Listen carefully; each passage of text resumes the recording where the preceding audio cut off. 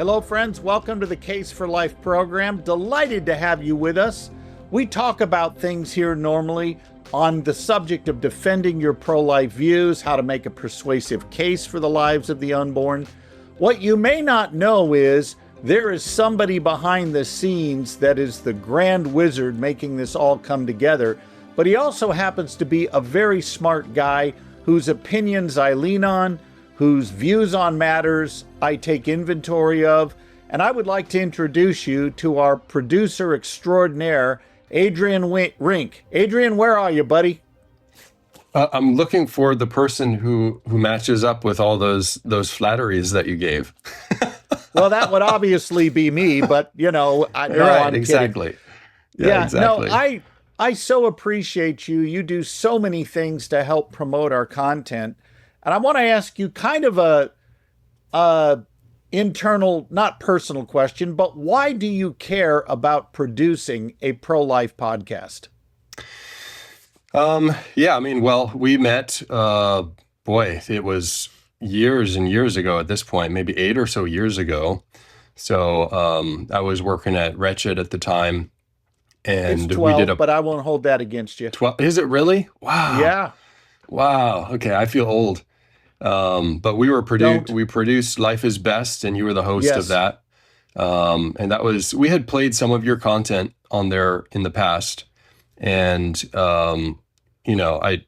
it's like the apologetic side of the pro-life world I had just not been exposed to. So hearing that, was kind of eye-opening, and, being able to kind of be reminded multiple times of the same stuff. It's like, right, yeah, sled, yeah, you can run back to that. And I know, that's not your origination, but you have definitely championed that.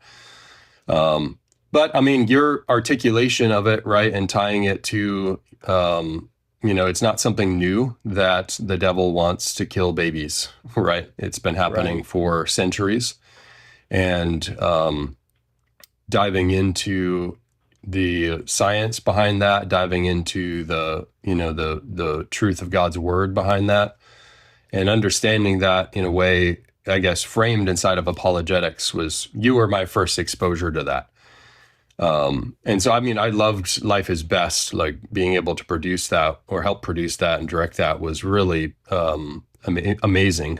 That resource is excellent. Do you remember how bad I was on camera early on? You were not used to being on camera. So, no, I wasn't. You were definitely used to presenting the pro-life position and articulating that. And, we were trying at some points to kind of pull you out of your wheelhouse maybe. And so, by the end, it's like, no, we need to let Scott stay inside of his wheelhouse. He's exceptional inside of that, but we can't put words in his mouth. He's gotta present it. I am a teleprompter disaster, and always have but you been. were in deep pain too. You were struggling physically at that season. So, and you still took it like a champ. The gout attacks were brutal, but yeah, that's true. But I remember how you did such a great job letting me just run in my lane and put the thing in my wheelhouse where I wasn't obsessed with the technicalities of a script on the screen. And it led to me feeling much more at home in front of the camera. So I owe you for that. One of the things that our audience doesn't know about you is you work with a lot of groups, and they don't always agree with each other. In fact, you work with groups that don't agree with me on things. And I thought it would be interesting for our listeners to hear how we as Christians learn to interact with one another and how we can work with people who don't agree with us without becoming tribalist. And what lessons have you learned on that front? Well, honestly, it's to go really far back. C.S. Lewis, I think, has a quote. It's, idols will always break the hearts of their worshipers. So even the most, renowned pastor or preacher, like if you hang around them enough, you will see that they're not Christ, right? We want them to be that. We strive to be that, we want to be like Christ, but ultimately you will find stuff in the most sincere and devoted believer that is sin, because we have not been glorified, right? And we ascribe to that in our theology, but in practice, it can take different shapes, right? So idols will always break the hearts of their worshipers. You saw this in the New Testament, right? I am of Paul, I am of Apollos, I am of Christ, right? And in each of those, it's like, this is who I'm following, and if you don't follow him, then you might be unsaved, kind of thing. Yeah. So really coming back to in our theological arguments, we would put things in categories, so primary, secondary, tertiary, right? And so I'm not going to go to a Presbyterian church because I'm a Baptist, right? Potentially, or vice versa. And that would not be a category that I would say, well, all the Presbyterians are heretics and going to hell. I recognize that that's not a primary salvific issue. And so we tend to stretch those categories a little bit, I think. And so, specifically, I mean, there's lots of, there's issues around the pro-life view, the abolitionist versus pro-life. And, back in the day, the abolitionist world that I was first introduced to was, I would say, the far spectrum of it, right? And I think that some of that has maybe gone away, and well, it probably still exists to some degree, but there was a far spectrum, I'm going to go pick at these churches because they're not doing enough, right? So that was my first taste of the abolitionist view. And, so you have that, but you have clear thinking abolitionists as well, and you've had them on your show, some of them.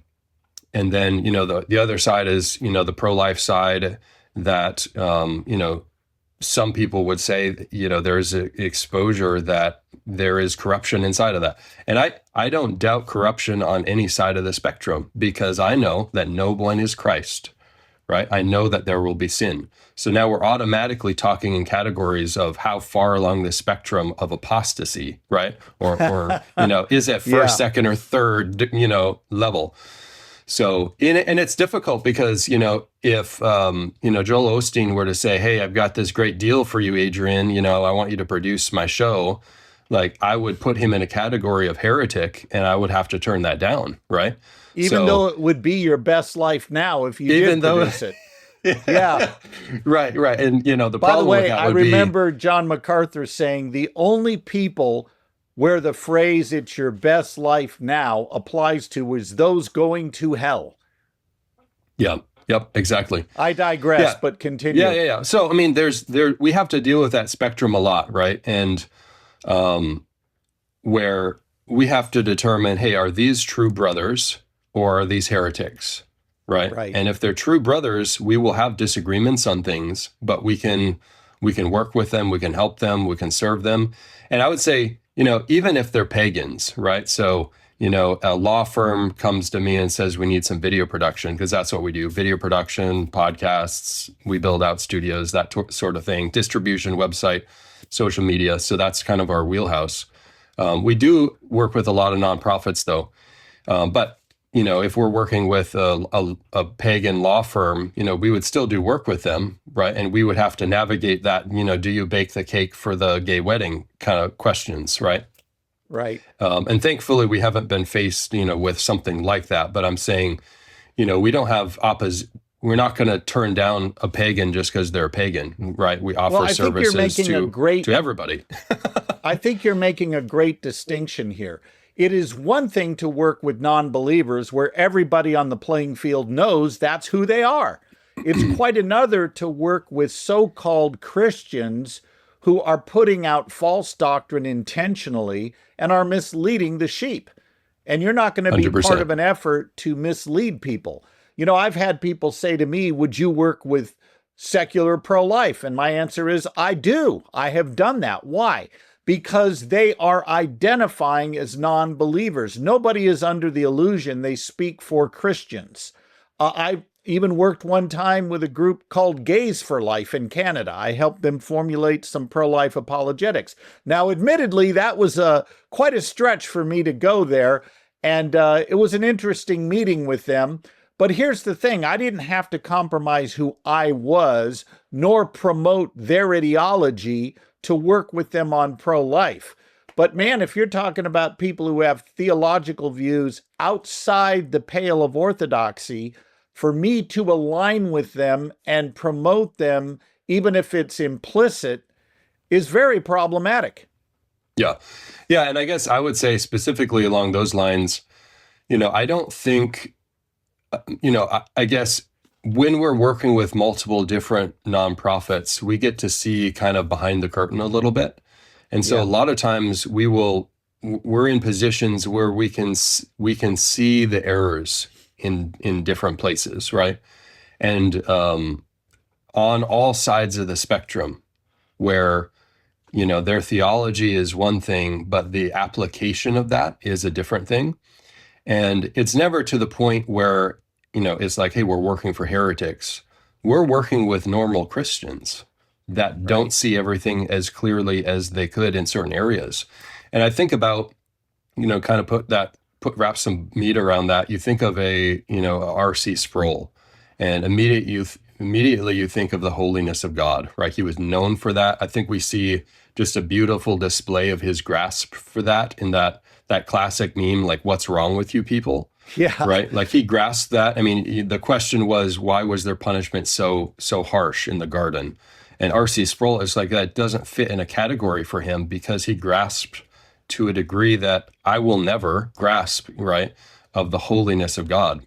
And you think of a MacArthur and like his distinctives and his understanding of things, or, a Piper, it's like in 3 minutes of, the first 60 seconds of a Piper sermon, and you're like, oh, God is so glorious, or Right. pick whoever. And I would say for all of those people, though, they also did not fully apply exactly all of Scripture, right? And it's like, that should make us, that should actually be something we agree with. Like, how can one man grasp fully the full extent of God's word and apply it perfectly, right? But that's what we're looking for. That's what we're desiring. I think that's a true desire, right? Because Christ has commanded us to be holy as he is holy. He's commanded us to imitate those that are imitating him. Like, it's an aspiration for us. We want that. If we're a believer, our heart is changed, and so we desire that, but we're never going to get it until we're face to face with Christ and we're glorified. That's such a great point. You mentioned a guy like John Piper, who I've never seen a man approach the pulpit with more focused passion. I mean, he just screams implicitly he doesn't scream literally, but it screams implicitly as you're watching him. Pay attention. I want you to get this. It Yep. matters. And so many sermons today are kind of just prep talks. He's Yep. not like that. He is going to Yep. go right for what he thinks is eternally significant. I would say a guy like Alistair Begg, same thing. I would say John MacArthur was that way. Did I disagree with John MacArthur on some things? You better believe it. But man, if you want somebody to systematically teach through the Bible, he was as good as they come.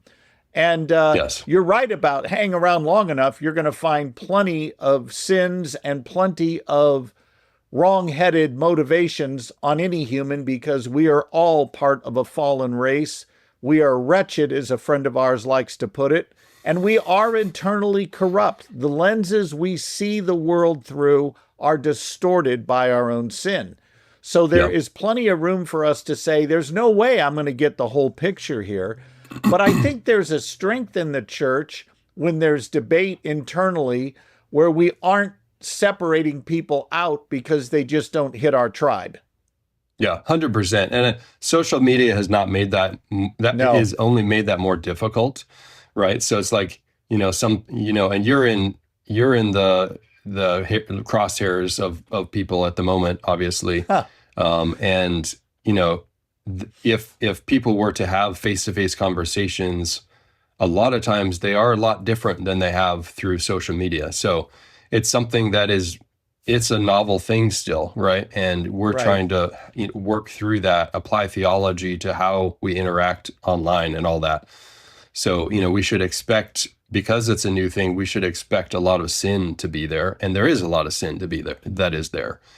We haven't, you know, with enough time, we're gonna, grasp and wrap some theology and have a council, on the proper way of engaging on social media or something, right? Yeah, But as far as our work, it's we have to have a lot of grace, and we have to put things in categories of is this sinful? Is this difference of opinion?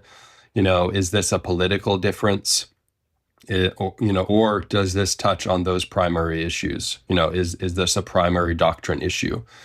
And it's not always as clean as we want it to be, but a lot of times, if you can put it in those primary, secondary, tertiary, you can have fellowship and work towards common goals and apply the skills and the gifts that God has given you to help pagans and Christians alike, even though you don't see completely eye to eye on every single thing.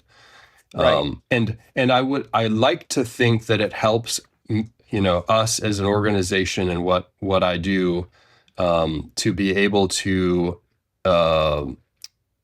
it's like we see enough of these different things, we see behind the curtain, and we're able to say we can learn a lot of stuff about this from this person.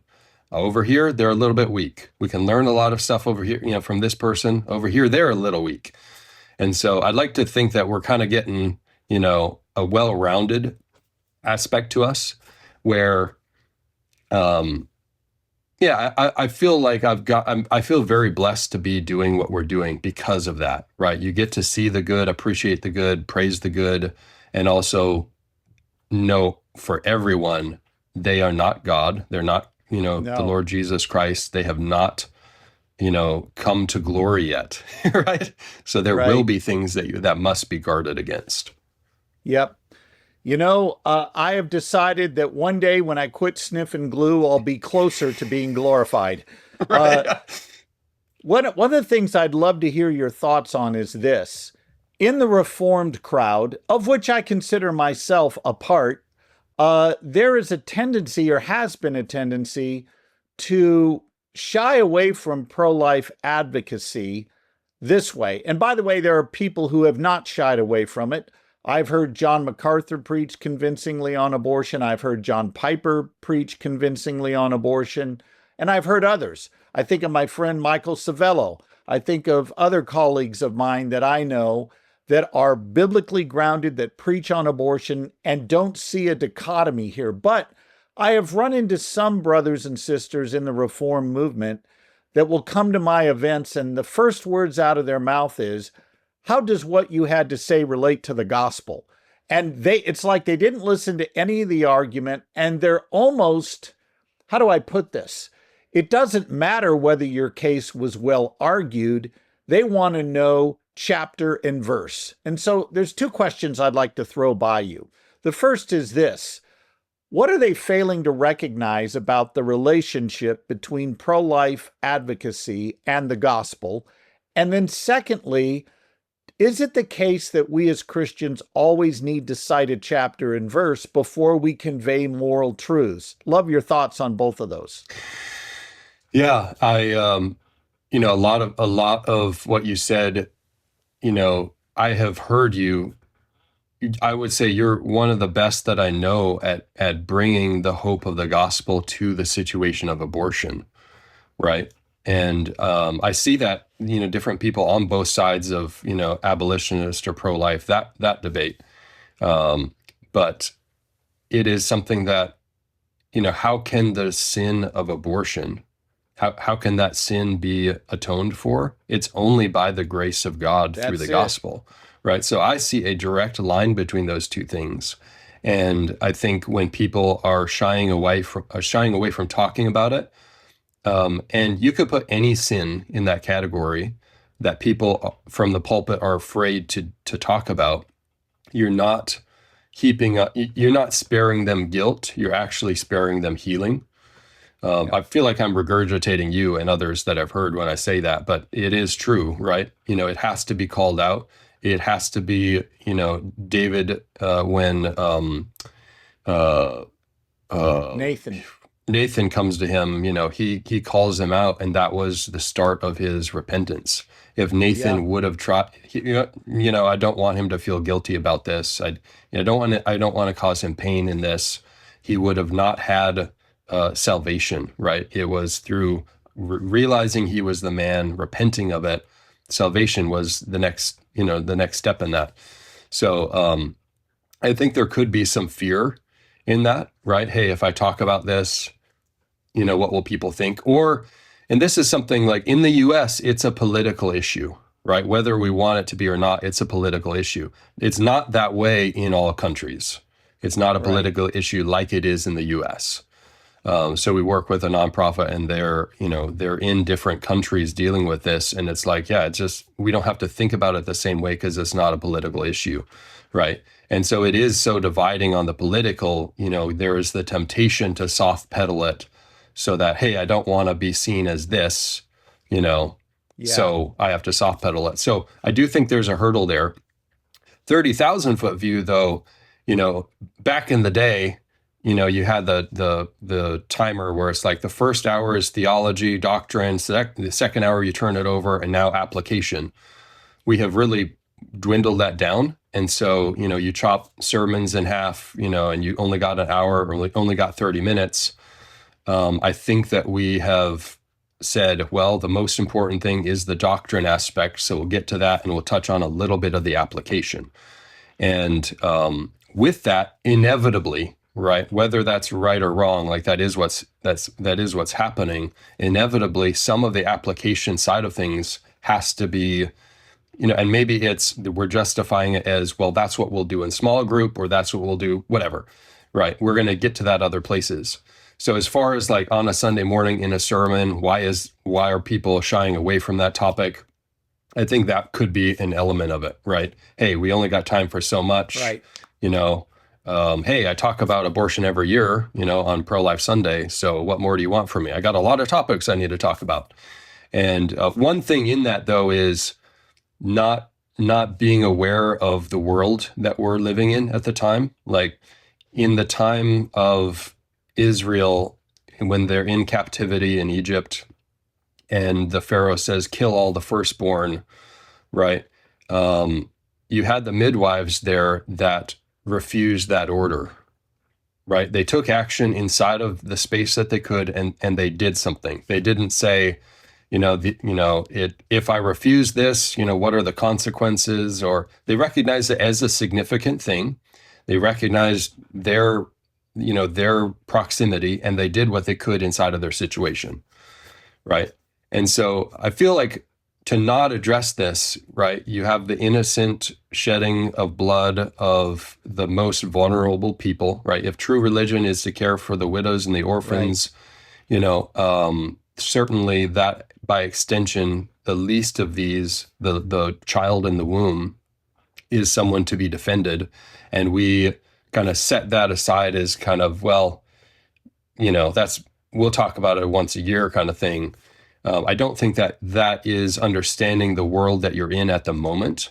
The same way, I guess, if you're a pastor in, when slavery is legal, and that's the thing that's being discussed, for you to ignore that topic is to not really understand your sheep and what they're dealing with. Yep. And taking the truth, the doctrine, and giving them right application of that. Hey, this is what it looks like to love your neighbor who is a slave, right? This is what that should look like for you. Well, this is what it looks like to love your unborn neighbor, right? And there should be feet behind that. And the feet, the different actions could be different. Different people have different gifts, skills, abilities, and all that. But to not talk about it at all, or to talk about it infrequently for how large of an issue it is, I think they're just not understanding the gravity of it. Very good points. Hey, listen, my producer tells me we need to take a short break. When we come back from that break, I'd like to ask my producer this question. What would you say to groups that are haggling with each other over what tend to be tribalistic matters rather than doctrinal ones? What are the things they need to understand to be more God-glorifying in their approach to this? We'll take that up when we come back from the break. Hello, friends. You may not have time to read a full-length treatment of abortion like I've done in this book, The Case for Life, the second edition, but you may have time to take what amounts to 7 sessions a week's worth of study if you want to do it day by day, to learn how to defend your pro-life views persuasively. We have a basic course that will help you do just that. You will learn how to make a formal case for the pro-life position. You will learn how to defend it with science and philosophy. Even with non-Christians, you can make a case for the pro-life view. Then we'll teach you how to handle objections, how to recognize the 5 bad ways people argue about abortion, and how they often bring up things that are beside the point. You'll learn to keep the main thing, so that you're in charge instead of feeling like you're in the hot seat whenever the issue of abortion comes up. Visit the website for details.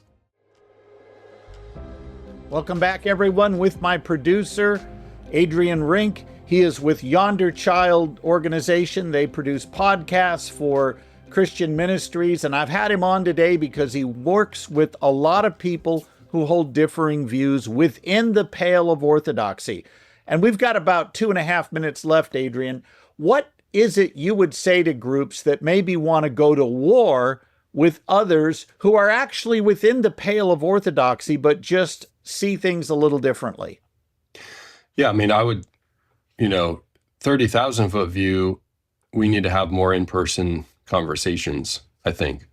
I think Matthew 18 is a big thing too, right? If we think that a brother is in sin, we know what we're to do with that person. We're to go to them and talk to them. And if they don't, right. And if they don't listen, we bring in others, right? And at some point it becomes public, but that is with something that we typically don't do that, right? We jump to Instagram or we jump to Facebook and we dive in right away with that.